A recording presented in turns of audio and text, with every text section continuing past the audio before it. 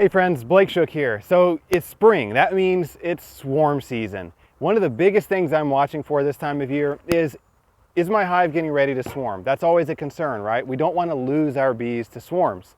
Now, for my operation, it's pretty simple. In late March or early April, we're splitting every hive that's splittable, no matter what. We talk about whether a hive is ready to split or not in another video, but in general, every hive is getting split no matter what, and that really reduces my concerns about swarm. So if you want to split your hives, if you want to grow your hive numbers every year, just splitting as early as you can get queens usually works. But if you've got a hive that's really strong in early March or a month before you get queens, that's when you have to take action. So let's look at a hive and see what does it look like, or what should we watch for if we're concerned about swarming? Or what are some of the trigger points of swarming? Now, the biggest one is just how full your hive is.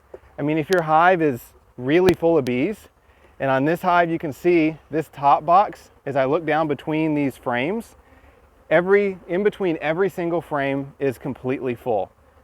That's concerning when your top box is 100% full of bees. And as I look on the bottom box, it's the same. The bottom box, in between every frame, it's full of bees. So this hive is going to swarm soon because we're coming up to the honey flow. And if I don't split it or add a box soon, it's going to swarm. Now, the concerning thing about this hive is they are definitely getting ready to swarm. They may even already have swarmed. If you look at the bottom of this box, hopefully you can see it. I can't hold it, and maybe I can. Here's a queen cell.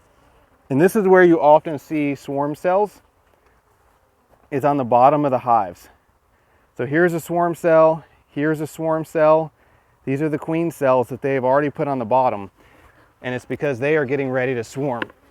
So I'm going to hold that and see if you can see hopefully you can see it. Those are signs that this hive is getting ready to swarm. Now, once a hive has already started raising these swarm cells, it's pretty much pointless to just wipe out those swarm cells.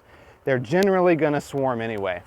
So what I would do at this point, I would just make a split. And I've already got my queen cells ready to go. I'm going to make sure one queen cell gets in every split, and that'll completely shut down swarming. If I just wipe out those queen cells, odds are you'll miss one and they'll swarm anyway. Alternatively, if I were to just add a box, again, that's not enough to halt that swarming impulse once they've already begun getting ready to swarm.